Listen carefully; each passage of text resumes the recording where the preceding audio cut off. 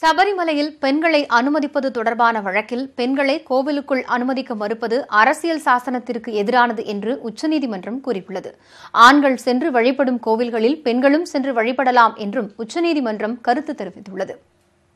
கேரளாவின் சபரிமலை கோவிலுக்குள் பெண்கள் செல்ல அனுமதி வழங்கக் கோரி இந்திய இளம் வழக்கறிஞர்கள் சங்கம் சார்பில் உச்சநீதிமன்றத்தில் தாக்கல் செய்யப்பட்ட பொதுநல வழக்கு 5 நீதிபதிகள் கொண்ட அரசியல் சாசன அமர்வு முன்பு விசாரணைக்கு வந்தது. அப்போது கோவில் நிர்வாகம் பெண்கள் கோவிலுக்குள் நுழைய தடை விதிக்க முடியுமா, இத்தகைய தடை அரசியல் சாசனம் வழங்கியுள்ள அடிப்படை உரிமையை மீறுவதாகுமா, பெண்களின் உடற்கூறு அடிப்படையில் பின்பற்றப்படும் இந்த பாகுபாடு அரசியல் சாசன அமைப்பின் விதிகளை மீறுகிறதா, இது அவசியமான மத வழக்கமா, மத சம்பந்தமான விஷயம் என்ற நோக்கில் ஒரு மத அமைப்பு இவ்வாறு உரிமை கோர முடியுமா, இது ஐயப்பன் கோவிலின் தனிப்பட்ட பண்பா என்பன உள்ளிட்ட பல கேள்விகளை நீதிபதிகள் சரமாரியாக எழுப்பினர். 10 வயது குழந்தையையும் 50 வயது பெண்ணையும் சபரிமலையில் அனுமதிக்கும் போது இளம் பெண்களை அனுமதிப்பதில் என்ன தவறு என்றும் நீதிபதிகள் வினவினர். ஒரு குறிப்பிட்ட வயதுள்ள பெண்கள் மீது தீண்டாமை முறை பின்பற்றப்படுவது ஏன் என்று கேள்வி எழுப்பிய நீதிபதிகள் சபரிமலை தேவஸ்தானம் வெளியிட்டுள்ள அறிவிப்பாணையில் வயது மட்டுமே குறிப்பிடப்பட்டுள்ளது என்றும் கூறினர்.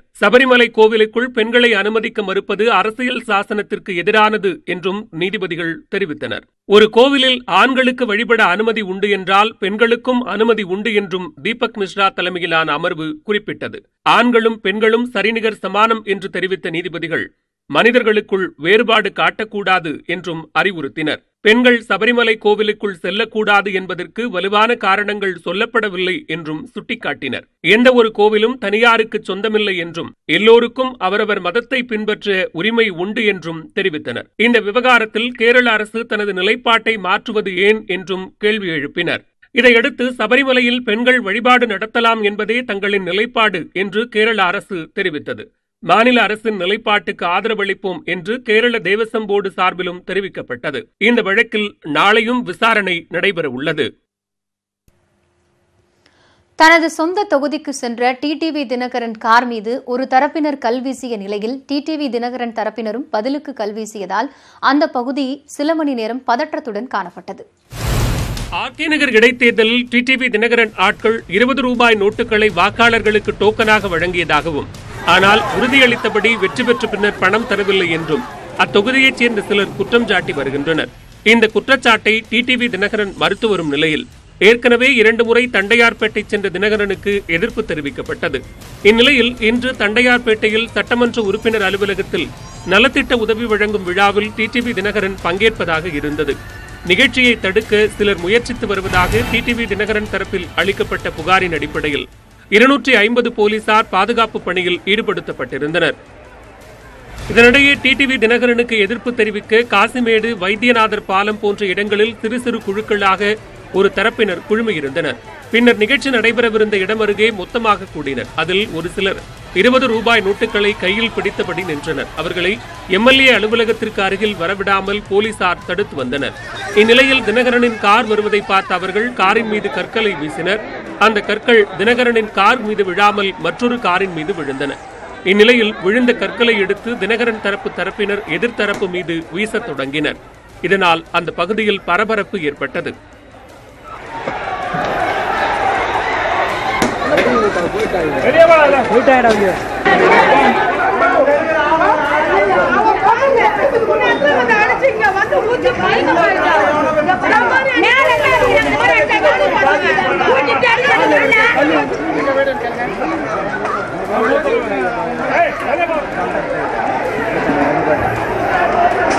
இதனிடையே போலீசார் மேலும் குவிக்கப்பட்டு எதிர்த்தரப்பில் இருந்தவர்களை கலைத்து அந்த சாலையில் தடுப்புகளை ஏற்படுத்தினர். அதனைத் தொடர்ந்து எம்எல்ஏ அலுவலகத்தில் நலத்திட்ட உதவிகள் வழங்கும் விழா நடைபெற்றது. பின்னர் செய்தியாளர்களிடம் பேசிய டிடிவி தினகரன் இதுபோன்ற பிரச்சனையை மதுசூதனன் ஆட்களை வைத்து செய்வதாகவும், ஆர்கே நகர் தொகுதிக்கு எந்த நலத்திட்டமும் செய்யக்கூடாது என சதி நடைபெறுவதாகவும் குற்றம் சாட்டினார். இந்த மக்கள் அவர்களுக்கு வாக்களிக்கவில்லை, அதனால நீங்க அவங்க முடிஞ்ச அளவு அதை ஒரு பர்வர்ஷன் மாதிரி செய்யறாங்க. இந்த மாதிரி தங்களுக்கு வாக்களிக்காத மக்களை தங்களுக்கு வாக்களிக்க வைக்கிறதுக்கு பாசிட்டிவான அப்ரோச் இல்லாமல் அவங்கள இந்த மாதிரி கஷ்டப்படுங்க அப்படின்னு சொல்லி செய்கிறாங்க. இன்னும் அது மக்களுடைய ஆதரவு எங்களுக்கு அதிகமாக இருக்கும். அடுத்த முறை இன்னும் அதிக ஓட்டு வாத்தியத்தில் ஜெயிக்க வைப்பாங்க. அது மாதிரி இவங்க டோக்கன் கொடுத்து பணம் தர்றேன்னு சொன்னதெல்லாம் இவங்களே ஆள்களை அனுப்பி இது மாதிரி பண்ணியிருக்காங்க. எங்கள் மேலே கைது பண்ண வைக்கணும், எங்கள் மேலே கேஸ் போட வச்சு டிஸ்குவாலிஃபை பண்ணணும்னு. இருதரப்பும் கல்வீசிக் கொண்டதில் காவல் ஆய்வாளர் பிரேமா காயமடைந்தார். போராட்டம் நடத்தியவர்களில் சிலரும் காயமடைந்தனர். டிடிவி வருகையை எதிர்த்து நடந்த இந்த நிகழ்வுகளால் அந்த பகுதியில் 2 மணி நேரத்திற்கும் மேலாக பதற்றம் காணப்பட்டது. சம்பவம் நடந்த இடத்தில் கிடைத்த செல்போன் காட்சிகளை சேகரித்து தண்டையார்பேட்டை போலீசார் விசாரணை மேற்கொண்டு வருகின்றனர். கர்நாடக மாநிலம் கபினி மற்றும் KRS அணைகளில் இருந்து தொடர்ந்து உபரிநீர் வெளியேற்றப்படுவதை அடுத்து 5 ஆண்டுகளுக்கு பிறகு மேட்டூர் அணையின் நீர்மட்டம் 105 அடியை தாண்டியுள்ளது. பாசனத்திற்காக மேட்டூர் அணை நாளை காலை 9 மணிக்கு திறக்கப்பட உள்ள நிலையில் அணையில் இன்று சேலம் மாவட்ட ஆட்சியர் ரோஹிணி ஆய்வு செய்தார். கர்நாடக மாநிலத்தில் தொடர்ந்து பெய்து வரும் கனமழையை அடுத்து கபினி KRS அணைகளுக்கான நீர்வரத்து அதிகரித்து வருகிறது. கபினி அணைக்கான நீர்வரத்து வினாடிக்கு 40,000 கன அடியாக உள்ளது. 65 அடி முழு கொள்ளளவு கொண்ட கபினி அணையின் நீர்மட்டம் தற்போது 62.78 அடியாக உள்ளது. அணையிலிருந்து வினாடிக்கு 40,000 கன அடி நீர் திறக்கப்படுகிறது. அணையின் நீரிருப்பு 18.2 TMC உள்ளது. மற்றொரு அணையான கிருஷ்ணராஜசாகர் அணையின் நீர்மட்டம் 122.08 அடியாக இருக்கிறது. அணைக்கான நீர்வரத்து வினாடிக்கு 71,353 கன அடியாக உள்ளது. அணையிலிருந்து வெளியேற்றப்படும் நீரின் அளவு சுமார் 81,000 கன அடியில் இருந்து 61,561 கன அடியாக குறைக்கப்பட்டுள்ளது. அணையின் நீரிருப்பு 45.73 TMC உள்ளது. மொத்தத்தில் கபினி மற்றும் KRS அணைகளில் இருந்து சுமார் 1,00,000 கன அடி நீர் வெளியேற்றப்படுகிறது. கிருஷ்ணராஜசாகர் அணையிலிருந்து பல வண்ணங்களில் காவிரி நீர் திறந்துவிடப்படுகிறது. அணையின் மேற்புறத்தில் பல வண்ண விளக்குகள் பொருத்தப்பட்டுள்ளன. இந்த விளக்குகள் பிரதிபலிப்பதால் நீர் பல வண்ணங்களாக காட்சியளிக்கின்றன. இதனால் இரவு நேரத்தில் கண்கவர் வண்ணங்களில் காவிரி பாய்ந்தோடும் காட்சி அனைவரின் கவனத்தையும் ஈர்த்துள்ளது.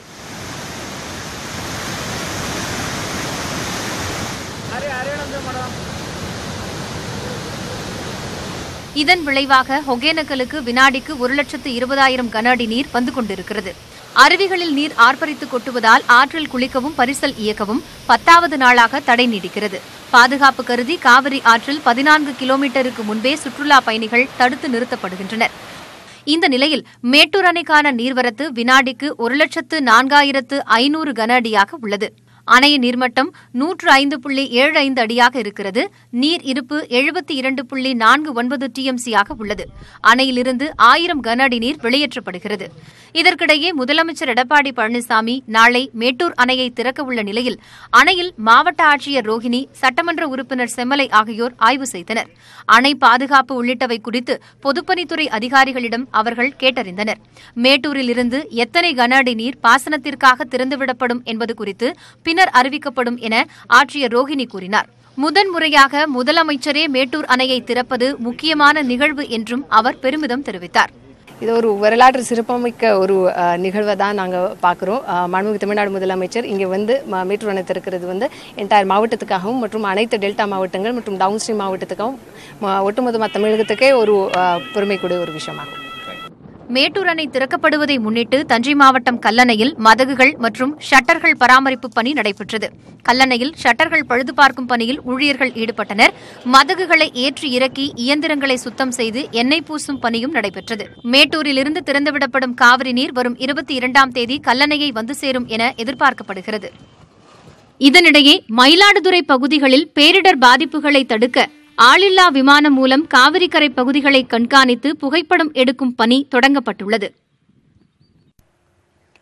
காலம் கடந்து மேட்டூர் அணை திறக்கப்பட உள்ள நிலையில் குறுகிய கால நெல் ரகங்களை மானிய விலையில் அரசு வழங்க வேண்டும் என திருவாரூர் மாவட்ட விவசாயிகள் கோரிக்கை விடுத்துள்ளனர்.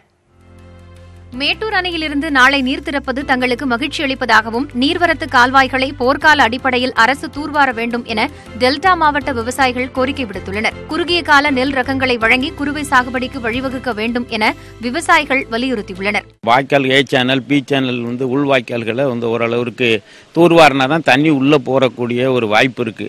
அதை உடனடியாக வந்து போர்க்கால அடிப்படையில் இந்த தூர்வாரும் பணியை வந்து உடனடியாக செய்யணும். அதே போல் இந்த வந்து ஆறுகளில் புனரமைப்பு அணைகள் நடந்துகிட்டு இருக்கு. பாண்டையாறு, வெள்ளையாறு, வளவனாறு போன்ற ஆறுகளில் நடக்கக்கூடிய பணிகள் விரைந்து முடிக்கணும். 19ஆம் தேதி திறந்துவிடப்படுகின்ற தண்ணீரானது காவிரி டெல்டா பகுதி முழுமைக்கும் வந்தடைவதற்கு 10 நாட்களாகும் என்றும் அந்த இடைப்பட்ட காலத்தில் பொதுப்பணித்துறை போர்க்கால அடிப்படையில் நீர்வரத்து கால்வாய்களை தூர்வார வேண்டும் என்றும் விவசாயிகள் கூறுகின்றனர். விரைவில் சீரமைப்பு பணிகளை தொடங்க தொடங்கினால் திறக்கப்பட்ட தண்ணீர் கடைமடை வரைக்கும் வந்தடையும் எனவும் விவசாயிகள் தெரிவிக்கின்றனர். தண்ணீர் திறந்து விடுகிற இந்த நேரத்தில் வாய்க்கால் ஆறுகள் தூர்வாரும் பணியும் நடைபெற்றுக் கொண்டிருக்கிற இந்த சூழலில் அவர்கள் இது உடனடியாக விரைவாக கடைமடை பகுதிகளுக்கு தண்ணீர் செல்வதற்கான அந்த ஏற்பாட்டுக்கு விரைந்து அந்த பணிகளை முடிக்க வேண்டிய அவசியம் இருக்கு. ஆண்டுதோறும் ஜூன் 12ஆம் தேதி மேட்டூர் அணை திறக்கப்பட்டு குறுவை சாகுபடி நடைபெறுவது வழக்கம். ஆனால் கடந்த 6 ஆண்டுகளாக காவிரியில் போதிய நீர் இல்லாததால் குறுவை சாகுபடி பணி செய்ய முடியாமல் தவித்து வந்த விவசாயிகளுக்கு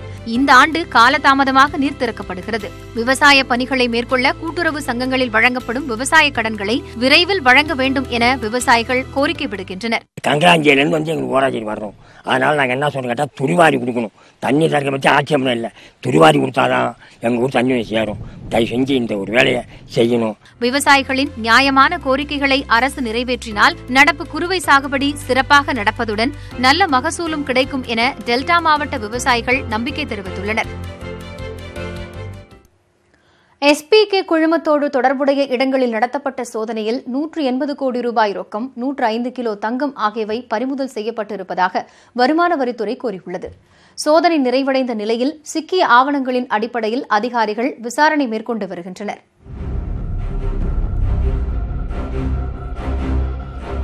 வரி ஏய்ப்பு செய்ததாக எழுந்த புகாரின் பேரில் SPK குழும உரிமையாளரும் நெடுஞ்சாலை ஒப்பந்ததாரருமான செய்யாத்துறை அவரது மகன் நாகராஜன் தொடர்புடைய இடங்களில் வருமான வரித்துறை சோதனை நடத்தியது.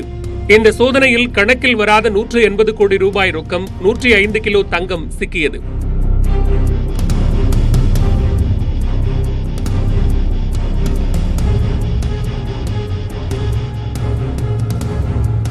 இதனையடுத்து சோதனையில் சிக்கிய பணம், தங்கம் மற்றும் ஆவணங்கள் தொடர்பாக அதிகாரிகள் விசாரணையை தொடங்கியுள்ளனர். அருப்புக்கோட்டையில் உள்ள இல்லத்தில் செய்யாத்துறை அவரது மகன்கள் கருப்பசாமி, பாலசுப்பிரமணியம் ஆகியோரிடம் அதிகாரிகள் துருவி விசாரணை நடத்தினர். SPK குழுமத்தில் பணியாற்றும் பணியாளர்களிடமும் அதிகாரிகள் விசாரணை மேற்கொண்டனர். விசாரணைக்கு செய்யாத்துறையின் மகன் கருப்பசாமி மட்டும் போதிய ஒத்துழைப்பு தரவில்லை என்று அதிகாரிகள் தரப்பில் தெரிவிக்கப்பட்டது. செய்யாத்துறையின் வங்கி லாக்கரில் உள்ள தங்கம், கைப்பற்றப்பட்ட தங்கம் உள்ளிட்டவை தொடர்பான நகைகளை மதிப்பீடு செய்து அதுகுறித்து செய்யாத்துறையிடம் விளக்கம் கேட்கப்பட்டது. இதனிடையே சென்னை மயிலாப்பூர் வீரபெருமாள் கோவில் தெருவில் வசிக்கும் செய்யாத்துறையின் நண்பரான பூமிநாதனிடமும் அதிகாரிகள் விசாரணை நடத்தினர்.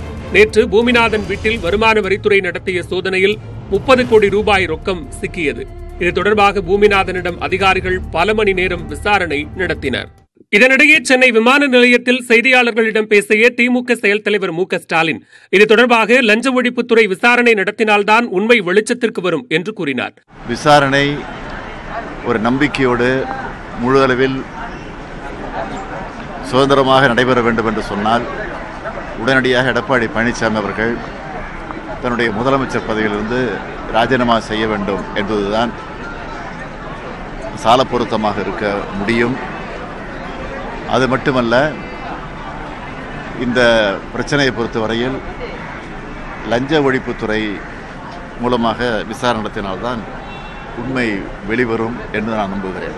இதேபோன்று வருமான வரித்துறை சோதனையை தீவிரப்படுத்த வேண்டும் என மக்கள் நீதி மய்யம் தலைவர் கமலஹாசன் உள்ளிட்டோர் வலியுறுத்தியுள்ளனர். வருமான வரி சோதனை என்பது தனிப்பட்ட நடவடிக்கை என முதலமைச்சர் எடப்பாடி பழனிசாமி தெரிவித்துள்ளார். கோவை விமான நிலையத்தில் செய்தியாளர்களிடம் பேசிய எடப்பாடி பழனிசாமியிடம் SPK குழுமத்தில் நடைபெற்ற வருமான வரி சோதனை குறித்து செய்தியாளர்கள் கேள்வி எழுப்பினர். இதற்கு பதிலளித்து பேசிய அவர், முந்தைய காலத்தில் விற்பனை வரி செலுத்தாத நிறுவனங்களில் சோதனை நடைபெற்றதைப் போலவே தற்போது நடைபெறுவதாகவும் கூறினார். சட்ட விதிமுறைகளுக்கு உட்பட்டுதான் அனைத்து டெண்டர்களும் அளிக்கப்படுவதாகவும் முதலமைச்சர் எடப்பாடி பழனிசாமி தெரிவித்தார். முறைப்படி வருமான வரி செலுத்தினால் பிரச்சினை இல்லை என்றும், முறையாக வரி செலுத்தாத சோதனை என்ற நடவடிக்கை எடுக்கப்படுவதாகவும் அவர் கூறினார். தமிழகம் முழுவதும் தனக்கு உறவினர்கள் இருப்பதாக கூறிய முதலமைச்சர், திமுக ஆட்சி காலத்தில்தான் தனது உறவினர்கள் அதிகமாக ஒப்பந்தங்களை பெற்றதாகவும் தெரிவித்தார். முட்டை கொள்முதலில் ஊழல் நடைபெற்றதாக எழுப்பிய கேள்விக்கு பதிலளித்த முதலமைச்சர் எடப்பாடி பழனிசாமி,